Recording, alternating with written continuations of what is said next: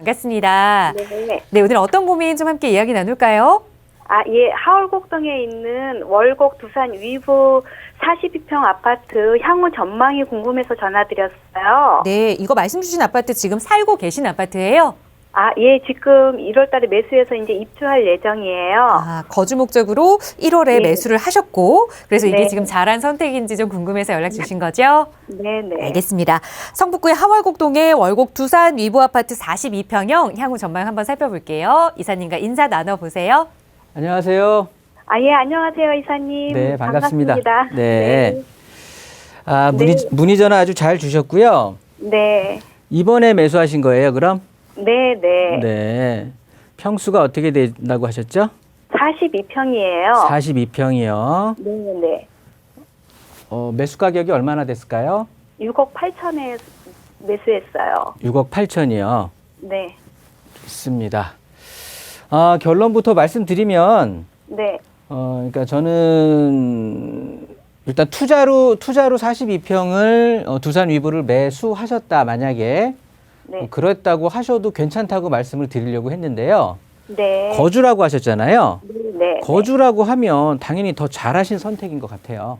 네. 걱정하지 마시고 이제 쭉 좀 좋게 거주하시면 좋을 것 같은데요. 이유를 좀 한번 살펴볼게요. 네네. 일단 지금 보면 42평에 대한 어떻게 보면 부담이 좀 있을 것 같은데, 일단 과거에 최근에 이제 가격이 오른 것들을 보게 되면 이제 소형 아파트들 있잖아요. 우리 두산 이브 내에 20평대, 30평대들. 네네. 이런 것들 가격이 뭐 지금 한 50% 정도까지 올랐거든요. 네. 그런데 그러니까 뭐 5, 60%까지 올랐죠. 그런데 이제 우리 42평대들은 지금 네. 한 얘네들 한 절반 정도뿐이 오르질 못했어요.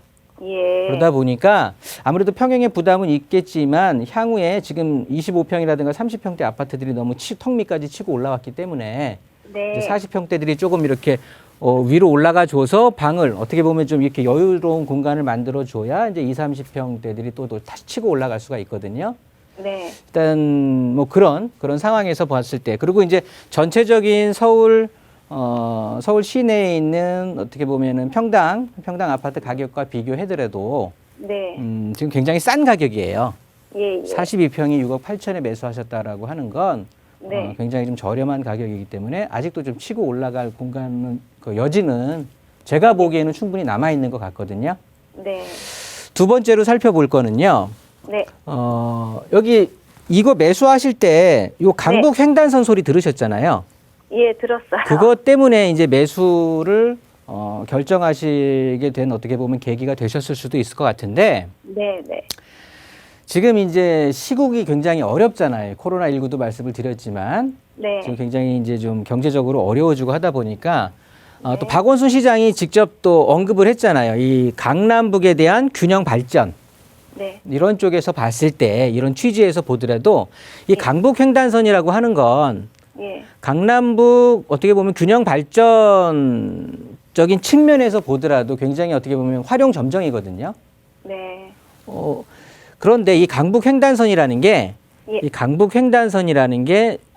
뭐 서쪽으로 쭉 이어져 줘가지고 저 홍제라든가 평창동 이런 쪽으로 지나서 이게 좋다라는 의미는 아니에요. 제 판단에는. 네. 강북 횡단선이 이어지는 곳이 청량역이 되겠죠. 네네. 이 청량리역이라고 하면 앞으로는 굉장히 서울 어떻게 보면 4개 구역으로 나눴을 때 가장 발전이 좀 더뎠던 곳이 동북권이거든요. 네. 이 동북권에 어떻게 보면 중심지로서의 역할을 충분히 할 거예요. 예. 그러면 청량리에 대한 어떻게 보면 단순 거리상, 직선 거리상으로는 얼마 된다고 하진 않지만 6호선이라든가 다른 선 이용해서 지하철로 이용해서 청량역 가는 건 조금 애매하잖아요, 사실.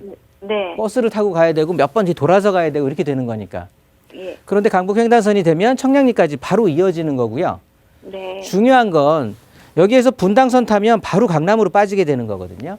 네네. 어떻게 보면 지금 월곡동에 있는 우리 두산 위브 아파트 같은 경우는 예. 지금까지는 어떻게 보면은 좀 사람들의 시선에서 외면돼 있었다고 할까요?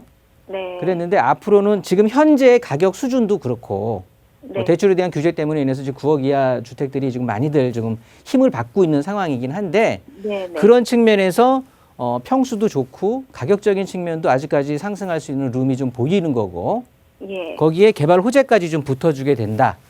이렇게 예. 되면은 전망 자체가 나빠지지는 않을 것 같고요. 네. 당연히 좋을 것 같고 네. 저는 개인적으로는 지금부터 드릴 말씀이 어떻게 보면 설명의 포인트 같은데요. 상담의 네. 포인트 같은데 앞으로는 청년들 일자리 지금 부족하다고 하고 청년 취업들이 힘들다고 하고 결혼들 많이 못 하잖아요. 네. 네. 이제는 결혼이 필수가 아니라 이제는 선택도 아니랍니다.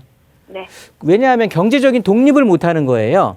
예. 그죠? 일자리들이 부족하게 되니까. 네. 네. 그렇다고 보면 쉽게 말해서 부모님하고 같이 그러니까 경제적 독립을 하기까지의 기간이 예. 예전에는 20, 30대 되면 그냥 탁 해서 독립을 했는데 예. 이제는 심지어 40, 50대까지 가야 된다라는 소리거든요.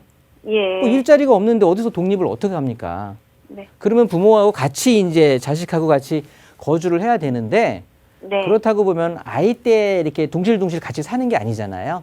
예. 뭐 성인들이고 하다 보면 각자의 공간에서 살아야 되기 때문에 예. 이렇게 20평대, 30평대보다는 예. 대신 조건은 있어요. 조건은 인서울, 예. 그러니까 서울 시내에, 그러니까 서울이라는 전제하에 저는 이 대형 아파트들, 그러니까 40평대 아파트들 굉장히 각광받을 것 같거든요. 아, 네. 네, 그렇다고 본다면, 그러니까 지금 네. 시국이 그렇다는 거예요. 시국이. 예. 예. 그러니까 앞으로 계속해서 좀 그런 어떻게 보면 경향이 굉장히 이게 세질 것 같고요. 예. 그렇지 않으면 아예 소형 주택들 있잖아요. 뭐 네, 네. 오피스텔이 그러니까 주택을 부의 어떻게 보면 증축 수단으로 삼지 않는 요즘 젊은 세대들. 그냥 단순히 주택은 그냥 거주만 하고 내가 잠만 자고 내 일자리하고 내 어떻게 보면 라이프를 즐긴다. 이렇게 생각하는 사람들의 소형 주택 내지는 이렇게 대형 주택, 우리가 지금 선택하신 두산 유배 42평짜리 아파트 네. 이런 것들이 앞으로 굉장히 각광을 받을 것 같은 거예요. 아, 예. 지금 계속해서 이렇게 좀 경제적으로 시국이 이렇게 좀 간다고 보면 네. 그래서 어찌됐든 지금 이제 시청자님께서는 거주의 목적으로 올해 42평짜리 아파트를 앞으로 지하철역이 이제 내년에 뭐 착공 예정인데 예. 그 착공이 돼야 착공이 되는 거라고는 하지만 네. 실제적으로 지금 우리나라 어떻게 보면 사정이라든가 어떤 경제적 지금 부양을 해야 되는데 이런 어떤 모든 측면하고 예. 좀 맞아 들어가지 않을까. 그래서 그 착공이 무한정 연기될 것 같지는 않고요. 네. 저는 내년에 착공 좀 조심스럽게 예측해보면 가능할 것 같다라고 생각을 하거든요. 네. 그렇다고 보면 전혀 나쁠 건 없습니다. 아, 네. 그래서 마음 편하게 저는 거주하셔도 충분히 소기의 목적, 이 매수하셨던 목적을 달성할 것이다라고 좀 판단이 되니까요. 네. 기분 좋게 거주하시기 바랍니다. 아, 네. 너무 감사합니다. 감사합니다. 네, 감사합니다.